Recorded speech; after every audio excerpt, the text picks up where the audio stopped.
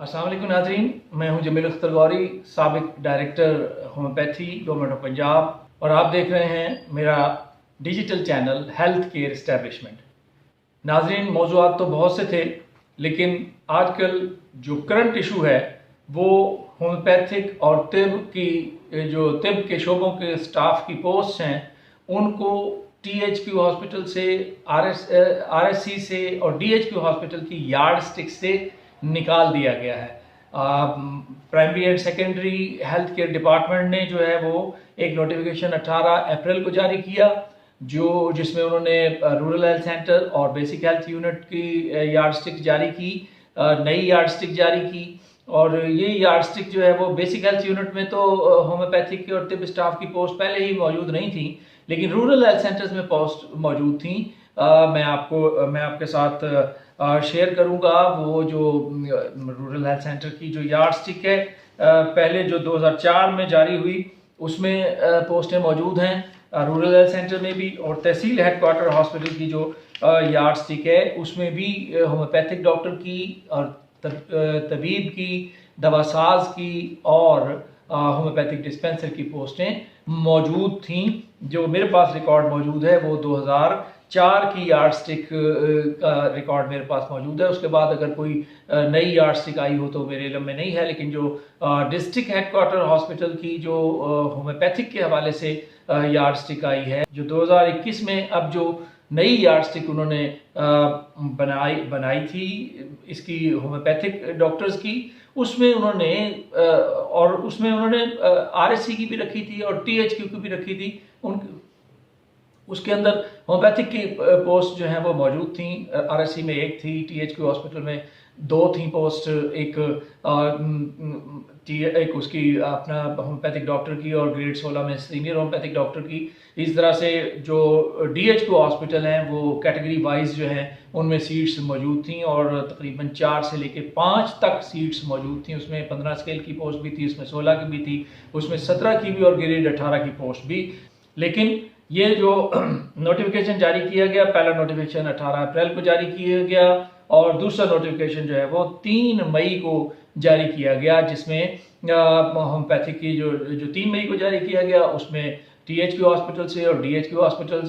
से भी सीटें जो हैं वो फारिग कर दी गई। और उससे पहले जो नोटिफिकेशन जारी किया था उसमें रूरल हेल्थ सेंटर से होम्योपैथिक स्टाफ और तिब स्टाफ की सीटों को जो है वो ख़त्म कर दिया गया था। और उसी सिलसिले में पिछले संडे को जो है वो एक जो होम्योपैथिक की एक तंजीम है इस्लामिक होम्योपैथिक मेडिकल एसोसिएशन, उसने एक इजलास जो है वो बुलाया था। उसने एक मीटिंग कॉल की थी, मंसूरा में मीटिंग हुई थी और उसमें उसने तिब की तंजीमों को और होम्योपैथिक की तंजीमों को जो है वो दावत दी थी उन्होंने, और वहाँ पे लोग आए भी थे। वहाँ पे तिब की तंजीमें भी आई थी और होम्योपैथिक की तंजीमें भी आई थी। वहाँ पे एक मुश्तरका प्लेटफॉर्म जो है वो तश्कील दिया गया था और उसमें उन्होंने कहा कि जी इस प्लेटफॉर्म के तहत जो है वो जद्दोजहद जारी रहेगी और आइंदा इन तंजीमों के सरबराहान का इजलास बुला के और कोई लाहेअमल तय करके जो है वो इस इशू को उठाया जाएगा और अरबाब इख्तियार से भी बात की जाएगी और अगर कोई कानूनी चाराजोई हुई तो वो भी की जाएगी। अच्छा, पिछले दिनों मैं देख रहा था तिब के एक ग्रुप में जो वफाक तिब्बा के जनरल सेक्रेटरी हैं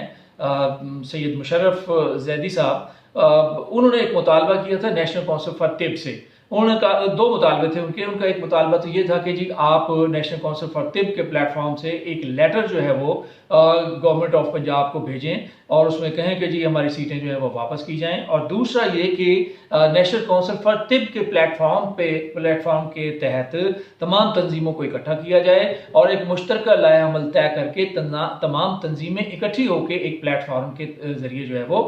लाहेअमल तय करें और साथ ही कोशिश हों और ये जो सीटें ख़त्म की हैं इनको दोबारा रिवर्स करवाने की और रीइंस्टेट करवाने के लिए अपनी कोशिशें जो हैं वो जारी रखें।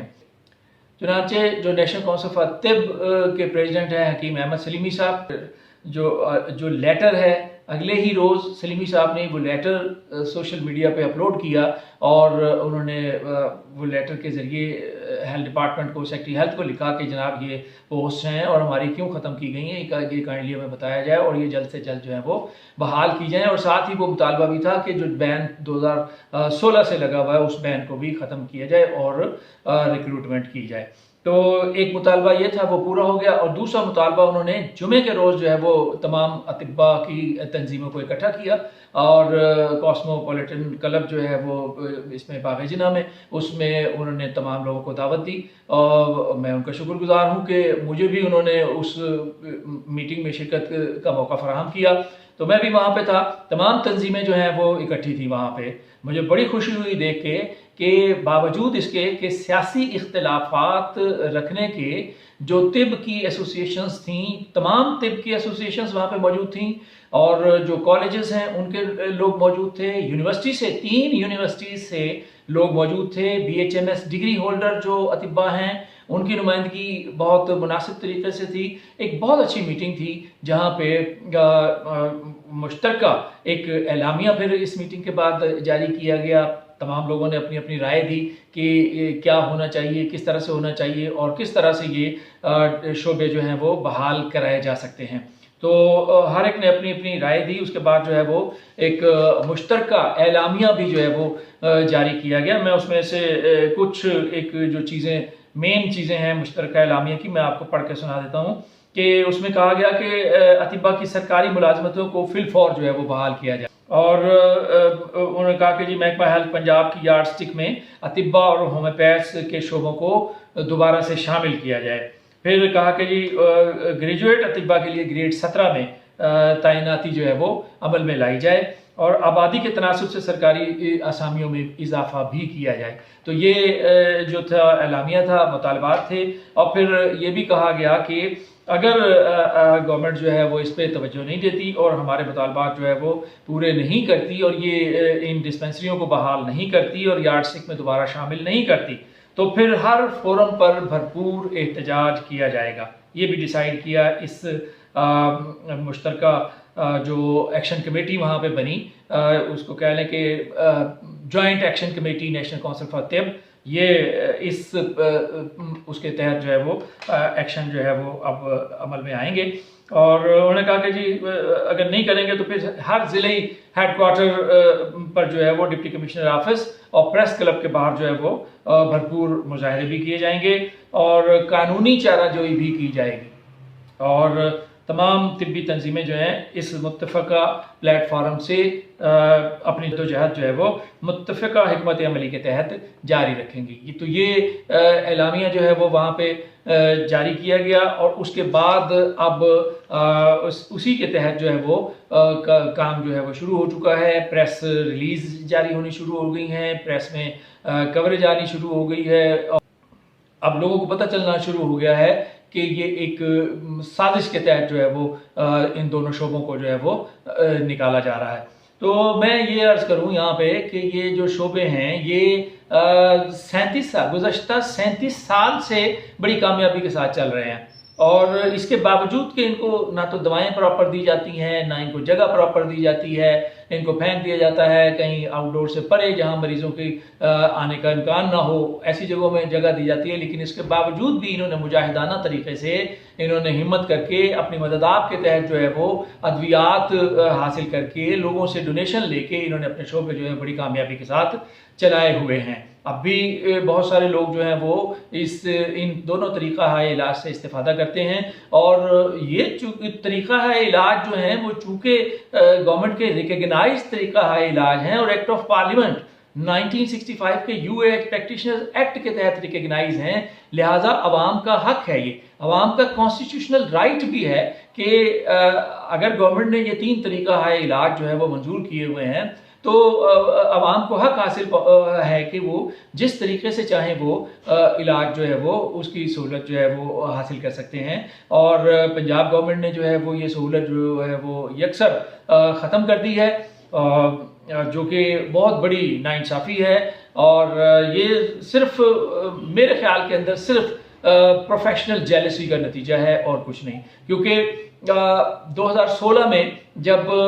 एक डीजी ऑफिस से एक समरी बन के गई सेक्रेटेरिएट में, और वो भी उस वक्त भी यही सेक्रेटरी साहब मौजूद थे, उस समरी में ये कहा डीजी ऑफिस ने कि